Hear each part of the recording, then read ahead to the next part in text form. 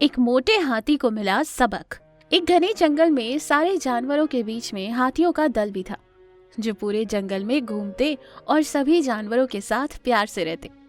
इन्हीं हाथियों के दल में एक हाथी का परिवार था और उनका एक बेटा टीटू बहुत ही शरारती था। जंगल के सभी उसकी शरारत से परेशान थे। एक दिन वो जंगल में भागता हुआ आता है और अपनी माँ को आवाज देते कहता है, माँ माँ जल्दी बाहर आओ, देखो देखो तो। क्या हुआ बेटा, तुम ठीक तो हो ना? माँ देखो ना, मैं कितनी जोर से गिर गया था और मुझे लग भी गई थी। कहा बेटा, ज्यादा चोट तो नहीं आई? इधर दिखाओ मुझे। अरे दिखाओ तो, अभी दवा लगा देती हूँ। टीटू जोर जोर से हंसते हुए बोला, क्या बात, तुम भी ना डरपोक हो, मैं तो मजाक कर रहा था। टीटू की माँ बोलती है, बेटा ऐसा मजाक नहीं करते, देखना एक दिन ऐसे मजाक तुमको बहुत भारी पड़ेंगे। अरे मुझे कुछ नहीं होगा माँ, तुम क्यों परेशान हो रहे हो, मजाक ही तो किया है। ऐसा बोलकर टीटू वहाँ से आगे बढ़ता है। तभी उसको एक हिरन मिलता है जो पेड़ से पत्तियां तोड़ने की कोशिश करता है। उसको देखकर टीटू बोलता है, अरे अरे हिरन भाई, क्यों इतनी मेहनत कर रहे हो? तुमसे वो पत्तियां नहीं टूटेंगी, छोटे से जो हो। लाओ हटो, मैं अपनी सूंड से तोड़ देता हूँ। हिरन को बहुत गुस्सा आता है और वो गुस्से में बोलता है, अरे ओ मोटे, अब तू मुझे सिखाएगा कि इन पेड़ों की पत्तियों को कैसे तोड़ूं? चल भाग यहाँ से, बहुत बेइज्जती कर ली मेरी। अरे अरे हिरन भाई, मैं तो मजाक कर रहा था, तुम तो गुस्सा हो गए। लो अभी मैं तुम्हारे लिए पत्तियां तोड़ देता हूँ। टीटू हिरन को अपनी सूंड से पत्तियां तोड़कर दे देता है और हंसते हुए वहां से चला जाता है। इस तरह टीटू की मस्तियां बढ़ती ही चली जा रही थी। वो हिरन वहीं खड़ा रहता है कि तभी वहाँ दूसरे और जानवर भी आ गए और वो हिरन से पूछते हैं, अरे हिरन भाई, क्या हुआ, तुम बहुत गुस्से में नजर आ रहे हो? क्या बताऊं भैया, ये टीटू रोज रोज नई नई मस्तियां करता है और हम सबको बहुत परेशान करता है। और तो और आजकल से तो उसने बेइज्जती भी करनी शुरू कर दी है।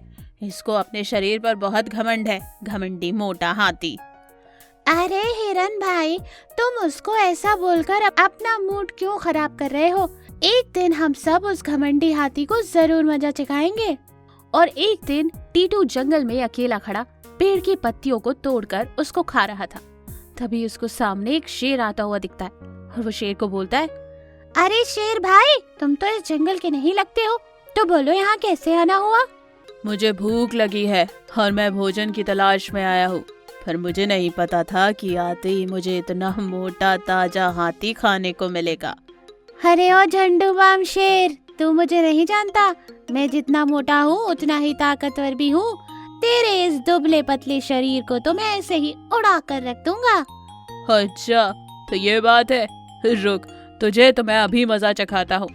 ऐसा बोलकर शेर जैसे ही टीटू की तरफ लपकता है, टीटू डर के वहाँ से भागने लगता है। रुक जा डरपोक, अब कब भागे जा रहा है? अभी मजा चखाता हूँ तुझे, आज मैं तुझे नहीं छोड़ूंगा। फिर टीटू आगे आगे और शेर पीछे पीछे। तभी अचानक टीटू जोर से एक गड्ढे में गिर जाता है। तब शेर बोलता है, क्यों मोटे हाथी, अब कैसा लगा? तू लोगों का बहुत मजाक उड़ाता है ना, अब वहाँ से निकल कर बता, वरना मैं तुझे वहीं आकर खा जाऊंगा।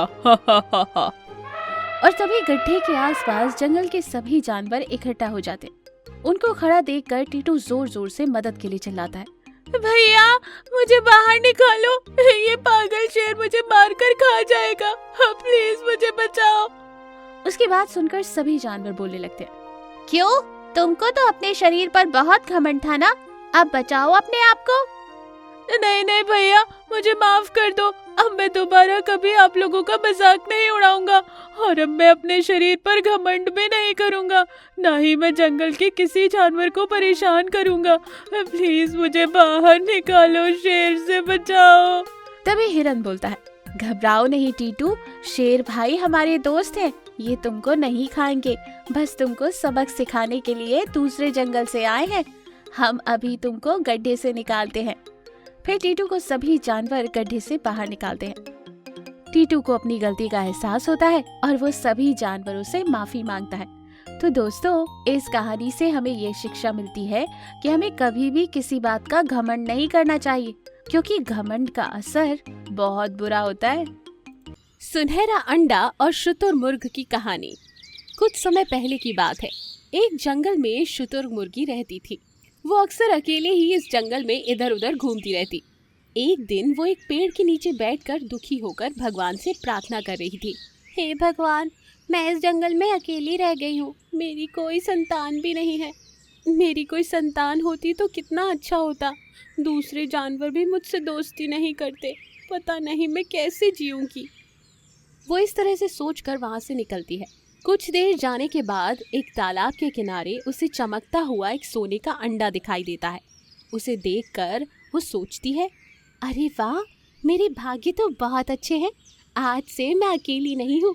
ये एक सुनहरा ऑस्ट्रिच का अंडा मिला है। मैं अगर इसकी अच्छे से देखभाल करूंगी तो ये मेरा साथी बनेगा। इससे जो भी बच्चा होगा मैं उसका बहुत अच्छे से पालन करूंगी। इस तरह सोचकर खाने की तलाश में भी नहीं जाती और बस अंडे के पास ही बैठी रहती है। इस तरह कुछ दिन बीतने के बाद खाना ना होने के कारण ऑस्ट्रिच बहुत ही कमज़ोर पड़ जाती है। फिर एक दिन वहाँ पर तालाब में एक मगरमच्छ बाहर निकलकर उस अंडे को देखकर सोचता है, अरे वाह, ये अंडा तो चमचमा रहा है। अगर मैं इसे खा जाऊं तो मैं भी सुनहरे रंग में बदल जाऊंगा और खूबसूरत लगूंगा। किसी भी तरह इस शुतुरमुर्ग को यहाँ से भगाना पड़ेगा। इस तरह सोचने के बाद ऑस्ट्रिच के पास मगरमच्छ जाकर कहता है, क्या दोस्त, और कितने दिन तक बिना खाए पिए इस अंडे के पास बैठोगे? अगर ऐसे ही चलेगा तो अपने प्राण भी खो दोगे। इसलिए मेरी बात मानो, इसकी रक्षा मैं करता हूँ। तुम ज़रा कुछ खा पी कर वापस आ जाओ। मुझ पर भरोसा करो दोस्त।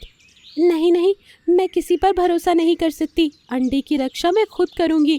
मुझे किसी की मदद नहीं चाहिए। अरे दोस्त, तुम यहाँ रहोगी या नहीं उससे कुछ फर्क नहीं पड़ता। अंडे में से बच्चा तो बाहर निकल ही आएगा, लेकिन तब तक तुम अपने प्राण त्याग दोगी। सोच लो, बाद में खुद पछताना ना पड़े। अच्छा ठीक है, तुम पर भरोसा करती हूँ। मैं तुरंत जाकर कुछ खा कर आऊँगी। इस तरह शुतुरमुर्ग वहाँ से चली जाती है। क्या बात है, बन गई बेवकूफ़। यही अच्छा समय है, मैं तुरंत इसे खा जाऊँगा। ये सोचकर मगरमच्छ जैसे ही अंडे के पास पहुँचता है, मगरमच्छ उसके आगे आगे बढ़ते रहता है और अंडा पीछे पीछे दूर जाते रहता है। बाप रे, ये क्या, इस तरह क्यों हिल रहा है? लगता है कि कोई मायावी अंडा है। इसे किसी भी तरह खाना ही पड़ेगा। इतना सोचकर उस अंडे को खाने के लिए जल्दी जल्दी मगरमच्छ आगे बढ़ने लगता है। इतने में दो बड़े बड़े पत्थरों के बीच में फंसकर मगरमच्छ वहीं रह जाता है। इतने में वहाँ पर एक बंदर आता है। हिलते हुए सुनहरे अंडे को देखकर वो हैरान हो जाता है। अरे वाह, अंडा तो अपने आप हिल रहा है। लगता है बहुत चालाक अंडा है। इसलिए उस समय पर हमला करने वाले मगरमच्छ को भी अच्छा सबक सिखाया। अंडे के साथ कुछ देर तक खेल कूद करके मजे करता हूँ। बंदर एक छलांग लगाता है, फिर अंडा भी उसे देखकर एक छलांग लगाता है। इस तरह बहुत देर तक दोनों खेलते रहते हैं। फिर बाद में बंदर जिधर जिधर जाता है, अंडा भी उधर उधर ही आता रहता है। कुछ देर बाद खाना खाकर जब ऑस्ट्रिच वापस आकर देखती है तो अंडा दिखाई नहीं देता और वो उदास हो जाती है। अरे, उस मगरमच्छ ने मुझे धोखा दिया और मेरे सुनहरे अंडे को खा गया। पता नहीं अब मैं क्या करूंगी। इतना सोचकर वो जंगल में घूमती रहती है। इतने में उसे दो बड़े पत्थरों के बीच फंसा एक मगरमच्छ दिखाई देता है। दोस्त, अच्छा हुआ तुम वापस आ गए। तुम्हारे अंडे को उस बंदर ने उठाकर पता नहीं कहाँ ले गया। मैंने उसे बचाने की कोशिश की तो मुझे यहाँ फंसा दिया। मुझे बचा लो दोस्त। अरे अरे, तुम चिंता ना करो दोस्त, अभी मैं तुम्हें बचाता हूँ। मुझे माफ कर दो, मैंने तुम्हें गलत समझा।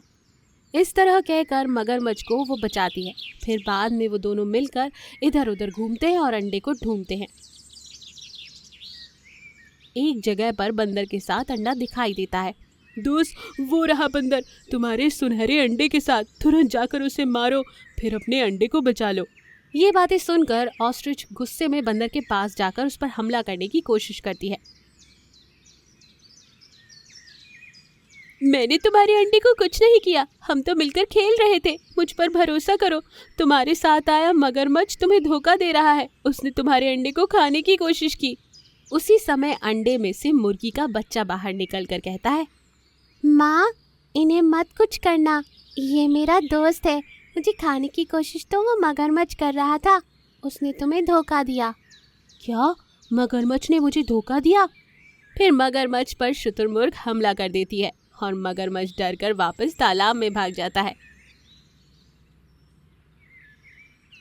मुझे माफ कर दो दोस्त, मैंने तुम्हें धोखा दिया, फिर ऐसा कभी नहीं करूँगा, हाँ अच्छे से रहूँगा। और उस दिन के बाद से शुतुरमुर्ग, उसका बच्चा और वो बंदर खुशी खुशी रहते हैं। इस कहानी से हमें ये सीख मिलती है कि दूसरों को अपने फायदे के लिए धोखा नहीं देना चाहिए और सबके साथ मिलजुल कर रहने का संदेश ही कहानी से मिलता है।